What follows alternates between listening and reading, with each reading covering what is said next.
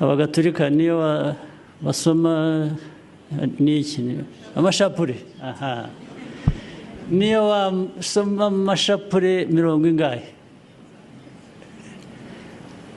nta kizavamo kubera ko ibyo uriho usaba urabifite warabihawe ahubwo ntubikoresha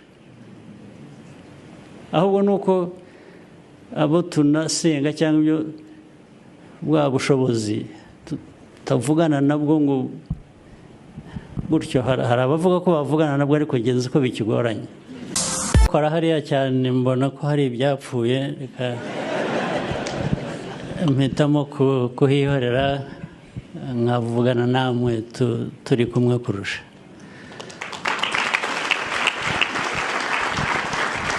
ndizera ko mwaramutse neza mwese kandi mwatangiye umwaka neza kugeza ubu ariko igihe kinini cy'umwaka kiracyari imbere ndibwira ko nabwo byose bizagenda neza ubwo ngira ngo mbashimire ko mwadutumiye kuza kuba turi hamwe namwe muri uyu mwanya wo gushima no gusangira ibitekerezo bitandukanye tubabyishimiye kandi iteka turabyishimira nagira ngo mbafashe cyangwa mumfashe kwakira n'abashyitsi bavuye hirya no hino nabo bari hano kwifatanya natwe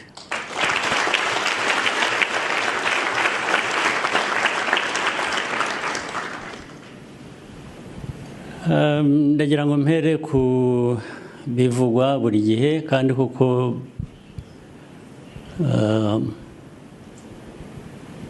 nk'abantu n'ibikorwa byacu n'inshingano dufite hari byinshi bihora bigomba gusubirwamo buri munsi buri gihe ntiturambirwe kubera ko nk'abantu ntabwo ibintu bifata umurongo uko byifuzwa ako kanya ngo birangirire aho ndetse niba birimo no gukora n'amakosa abantu barayakora ugakosora ejo ukagerageza ugakora ibindi ndetse ukaza gusanga amakosa yongeye yabaye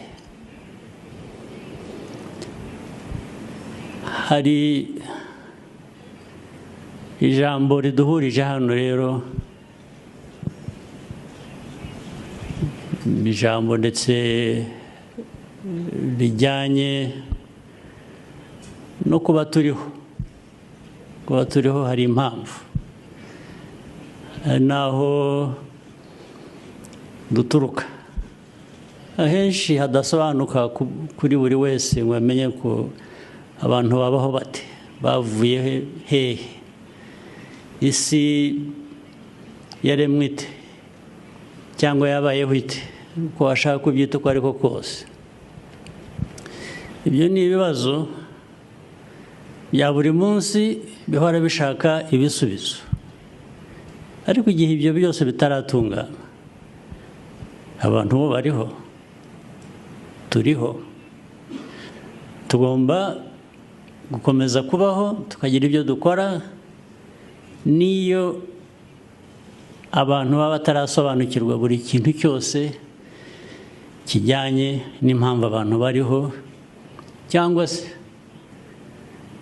na buriya bushobozi tutumva neza cyane twese rimwe na rimwe sinzi ko hari ubyumva neza bwanatumye tubaho ibyo bita kurema twaremwe dute nande aho hagati haba ibitekerezo byinshi bivugwa ku muntu abishatse ariko icyo tutahakana ni uko turiho uko ibintu biriho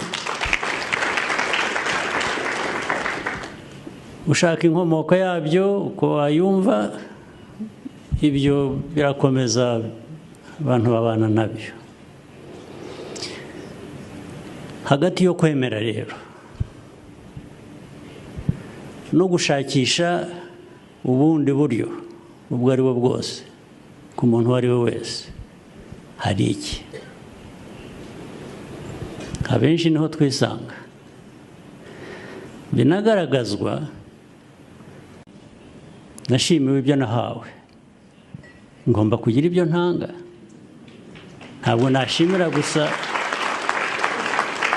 ntabwo nahabwa gusa ngo nishime, ariko abantu bategereze ku kizamvamo kijyanye n'icyo nahawe ngo kibure.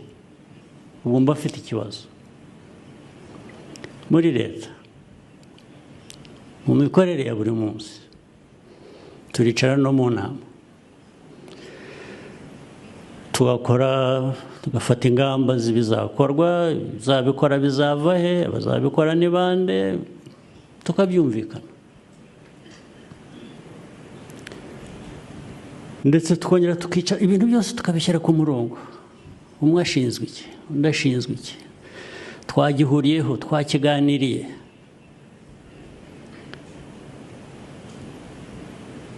Tukavuga ngo tuvuye aha tugiye gushyira ibintu mu bikorwa. N'amikoro arahari kuri bimwe, ntabwo amikoro aboneka kuri buri byose, ariko ndavuga ku mikoro aboneka ahari n'ibyo agomba ayo mikoro gukora. Hatinda gato wabaza umuntu umwe uti tugeze kuri wari ushinzwe ibikorwa, tugeze, atangira gusaba imbabazi ati naribagiwe, ati mutubabarire twaribagiwe. Okay. Ukabaza undi, ahubwo ati twarabikoze. Mugeze, mwakoze ibiki, mugeze. Wajya gusanga, ugasanga ibyo yakoze ni ibindi bitandukanye n'ibyo mwumvikanye. Utse ko wakoze ibintu bitandukanye n'ibyo twumvikanye, habaye iki? Ati nagira ngo turareba, ati nagize ngo, ati nkaba ibindi bintu birebire. Okay, niba waragize ngo, niba hari ikindi wabonye cyari kinyuranye n'ibyo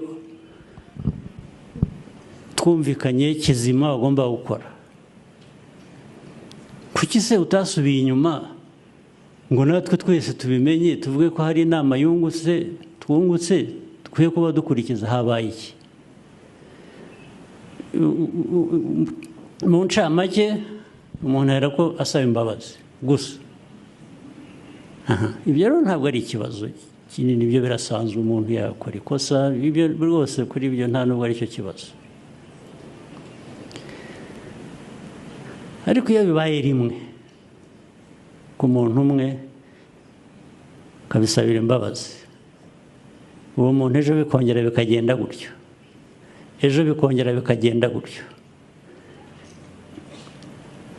ntabwo biba bikiri ya makosa akorwa gusa kubera ko uri umuntu, kuko abantu bakora amakosa. Ryabaye ikosa ryahindutse icyaha, ni icyaha, ntabwo bikiri ikosa risanzwe ry'abantu.